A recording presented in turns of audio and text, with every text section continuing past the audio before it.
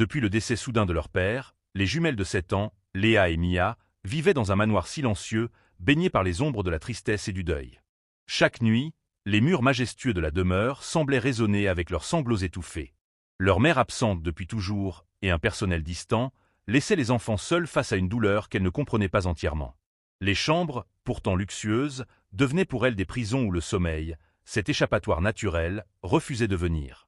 Les poupées restaient immobiles sur les lits, comme figées dans l'angoisse, et les couloirs, éclairés par des lustres d'or, paraissaient oppressants, reflétant le vide que le départ du père avait laissé derrière lui. La peur, cette compagne invisible, prenait racine dans leur cœur, rendant chaque bruit nocturne plus effrayant qu'il n'aurait dû l'être.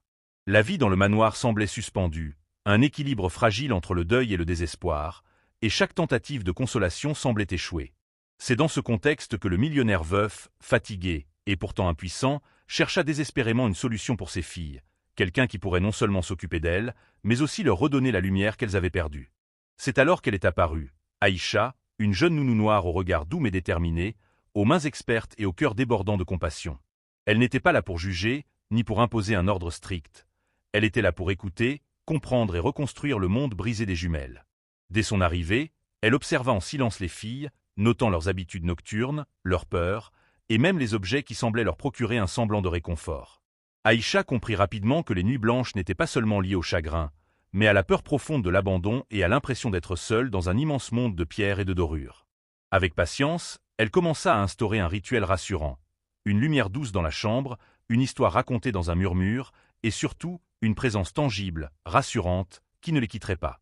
Les jumelles, d'abord méfiantes, observaient cette nouvelle personne avec des yeux remplis de curiosité et de prudence. Mais derrière cette prudence, une étincelle d'espoir commençait à briller. Chaque soir, Aïcha inventait des histoires dans lesquelles les jumelles étaient les héroïnes, des récits où la peur se transformait en courage et où les cauchemars se changeaient en aventures fascinantes. Elle introduisit des rituels simples mais puissants, un câlin avant de dormir, des chansons murmurées et des jeux qui détournaient l'attention de l'angoisse nocturne.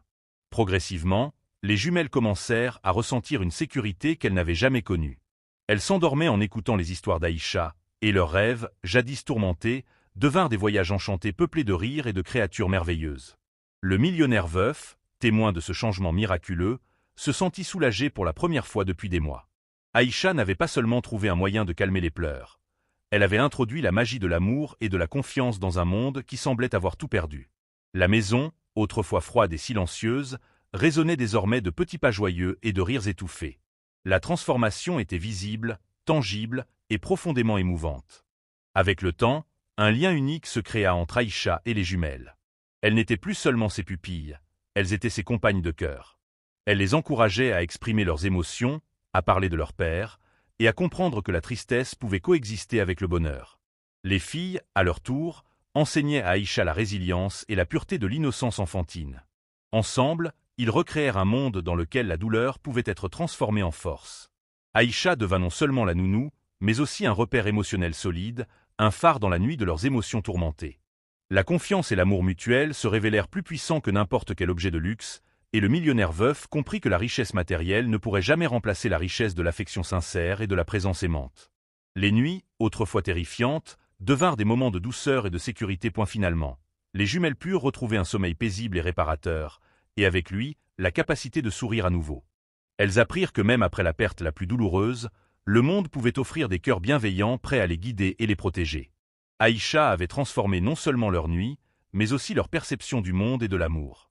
La maison, autrefois pleine de tristesse, vibrait maintenant de vie et d'espoir. Le millionnaire veuf, reconnaissant, comprit que ce miracle venait d'une âme courageuse et généreuse qui avait su toucher le cœur de ses filles. La vie, bien que marquée par le deuil, retrouvait un équilibre, et l'histoire des jumelles devint celle d'une renaissance, où la chaleur humaine et la compassion surpassaient toutes les épreuves. La nuit, autrefois cauchemardesque, était maintenant un moment sacré de réconfort et de rêves merveilleux, un témoignage vivant du pouvoir des petites attentions et de l'amour véritable.